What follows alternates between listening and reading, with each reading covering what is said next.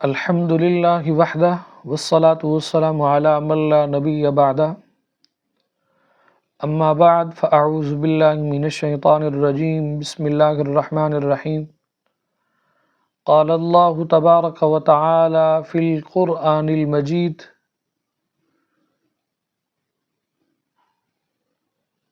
یا ایہا الذین آمنوا اطیعوا اللہ و اطیعوا الرسول صدق اللہ العظیم۔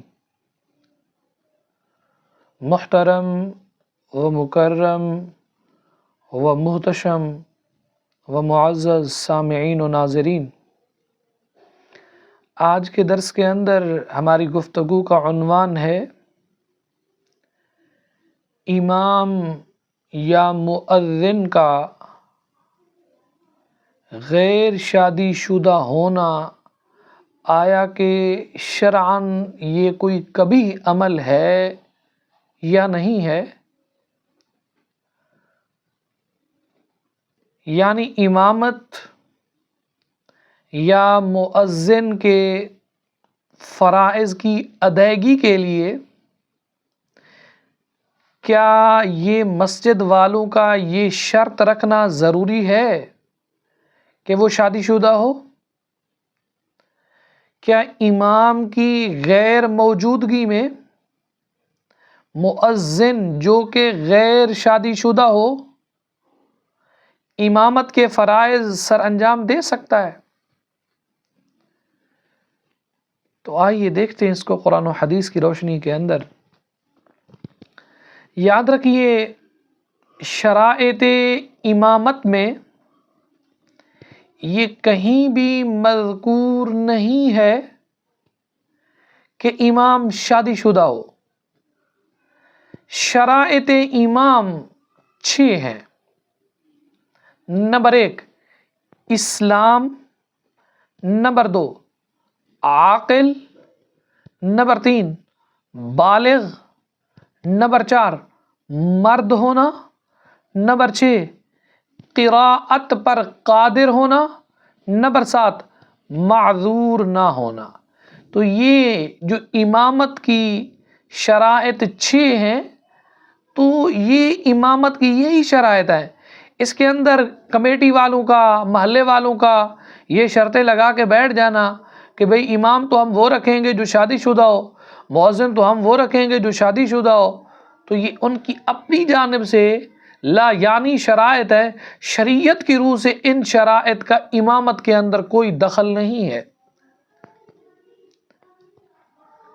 یاد رکھیے، امام معین ہی امامت کا زیادہ حقدار ہے،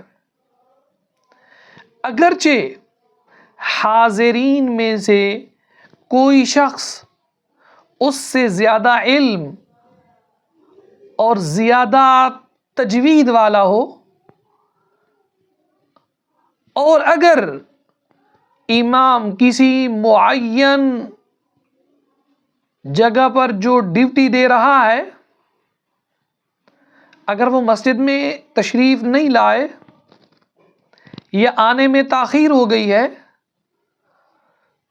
تو پہلے تو اس بات کی تسلی اور تشفی کرنی چاہیے، آیا کہ ہمارے امام صاحب یہاں ہیں تو کم از کم 5 منٹ تک ان کا ویٹ کرنا چاہیے۔ اگر وہ تشریف نہیں لاتے تو پھر اس کی جگہ جو مؤذن ہے وہ امامت کا اہل ہوگا، اور یہ اس کے فرائض میں شامل ہے مؤذن کے۔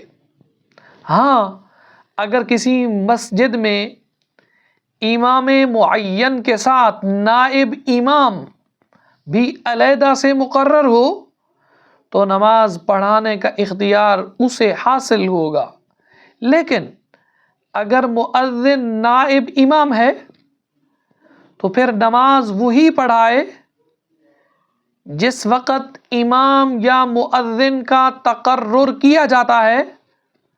تو مسجد کمیٹی امام یا مؤذن سے متعلق معلومات جمع کرتی ہیں، پتہ کرتے ہیں۔ آیا کہ یہ شادی شدہ ہے یا غیر شادی شدہ ہے، یہ کہاں سے ہے، یہ کس علاقے سے تعلق ہے، یہ کس مدرسے کا فاضل ہے، یہ کس مدرسے سے پڑھا ہوا ہے، اس نے کیا پڑھا ہوا ہے، نماز اس سے پڑھوائی جاتی ہے، جمعہ اس سے پڑھوایا جاتا ہے، درس اس سے دلوایا جاتا ہے، جس سے یہ بات روز روشن کی طرح واضح ہو جاتی ہے آیا کہ یہ اہل ہے یا نہیں ہے۔ تو یہ سارا ڈیٹا شادی شدہ یا غیر شادی شدہ کا یہ سب معلوم ہو جاتا ہے۔ بعد میں اس بات کو عذر بنانا یہ محض فتنہ انگیزی ہے، لیکن بہرحال غیر شادی شدہ ہونا امام یا مؤذن کو ان کے فرائض سے علیحدہ کرنے کے لیے یہ عذر نہیں ہے۔ تو اس لیے امام یا مؤذن غیر شادی شدہ بھی امامت اور مؤذنی کے فرائض انجام دے سکتا ہے۔